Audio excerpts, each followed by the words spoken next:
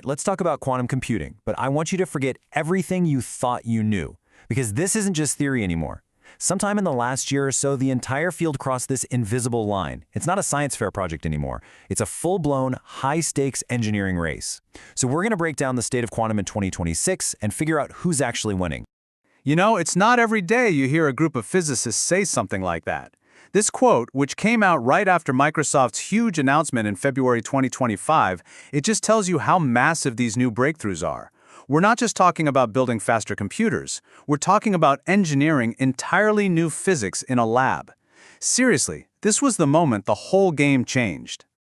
The last year and a half has just been a total whirlwind. It really kicked off in late 2024 with Google. They proved that if you make a quantum computer bigger, you can actually make it better, not just, well, noisier. Then, a couple months later, Microsoft drops a bombshell with this new topological processor. And to round out the year, IBM and Cisco team up to start linking these things together. These three moments, right here, they define this whole new era of quantum. Okay, so let's start with the most basic building block of any quantum computer, the qubit itself. And really, this is a story about Microsoft making this massive 20-year-long bet, a gamble on creating the perfect, or at least a near-perfect, qubit.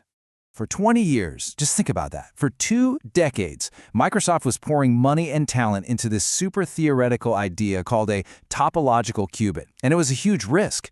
I mean, while all their competitors were announcing bigger and bigger machines chasing those high qubit counts, Microsoft had 0. For most of that time, that's what they had to show for it, zilch. It was this long, quiet, and probably nerve-wracking journey chasing a type of physics that was so incredibly difficult, a lot of people in the field thought it was flat out impossible to engineer. But then, in February of 2025, everything flipped. Microsoft pulls the curtain back on this chip, the Majorana 1, and it's powered by 8 topological qubits. Now, it wasn't the number that made everyone's jaw drop, it was the quality. This was the signal that their 20-year bet might be about to pay off in a very, very big way. So how in the world does this thing work? Well, the breakthrough is this brand new state of matter they're calling a topicoconductor. Now, to put it simply, it lets them store quantum information not in a single fragile particle, but in the shape, the very topology of the system itself.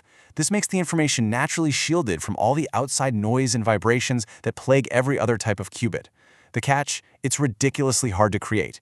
But if they can figure out how to scale it, they might just leapfrog the entire industry. So while Microsoft was heads down trying to build the perfect qubit, Google was taking a completely different path. They basically said, okay, our qubits are noisy, they're imperfect, we get it. And instead of fixing the qubit, they decided to wage a war on errors at the system level. And you know, this gets right at the heart of this paradox that held the industry back for years. The big fear was always that scaling up was a losing game, right? More qubits just meant more things could go wrong, more errors would pile up, and the whole computer would just drown in its own noise. Google's Willow chip was built specifically to prove that idea wrong. And this chart, wow, this shows exactly how they did it.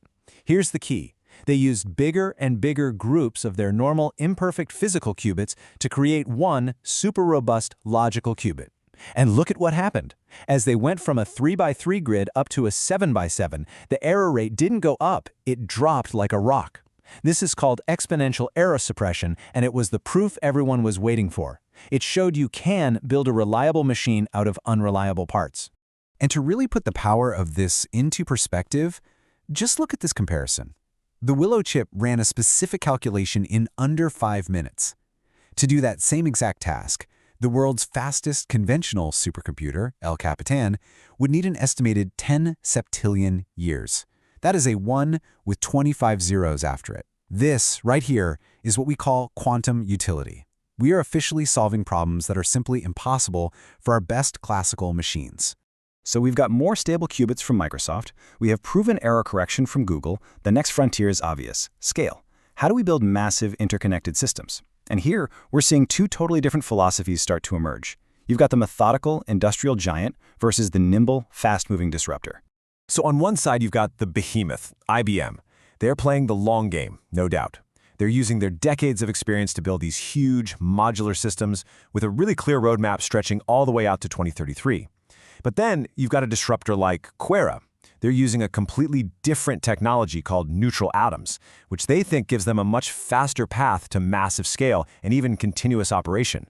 And they're targeting systems with a large number of logical qubits as early as next year. Two very different bets. At IBM's vision, it isn't just about one single giant machine. Their partnership with Cisco is all about creating a quantum internet. The trick is, how do you get that delicate quantum information out of the supercooled, superstable processor? Well, they plan to use these special devices called transducers that basically convert the quantum info into particles of light, photons, that can then zip through existing fiber optic cables, linking quantum computers across the country or even the world. Now, all these breakthroughs, they're absolutely incredible, but they come with a very real and very immediate consequence, a new kind of arms race. And this one is happening right now in the world of cybersecurity. This is not a drill, and it's not some far-off future problem. This is a question for right now. Because the same power that lets a quantum computer discover new drugs also lets it shatter the encryption that protects nearly all of our digital lives, from our bank accounts to our national secrets. The strategy that has security experts so worried is called Harvest Now, Decrypt Later. It's simple, really. Adversaries know that these powerful quantum computers are coming. So right now, they are actively stealing and storing huge amounts of encrypted data, just waiting. They're betting that in a few years, they'll have the quantum key to unlock all of it. Every secure email, every private message, every classified file, it's all potentially vulnerable. So the global response has been fast. There's a whole new set of standards being deployed called post-quantum cryptography, or PQC. These are basically new encryption methods designed from the ground up to be tough enough to withstand attacks from both today's computers and tomorrow's quantum computers. You're actually already seeing companies like Apple and Microsoft building this stuff directly into their operating systems. It's a race to upgrade our digital locks before the master key gets built. Okay, so let's pull all of these different threats together. We've seen the battle for the perfect qubit, the war on errors, the race to scale. What this all points to isn't just a faster computer. It's a fundamental shift in computing itself. We are heading for a future that is quantum-centric. So, as we stand here in 2026, you can see this amazing strategic split. Microsoft is betting everything on perfecting the basic hardware. Google is betting that brilliant software can manage imperfect hardware. IBM is betting on building the massive industrial-scale infrastructure. And then you have disruptors like Quera betting on a whole different approach with neutral atoms. But here's the thing. Despite all their different paths, they all lead to the exact same place. A world where the quantum threat to our data is no longer theoretical, it's real.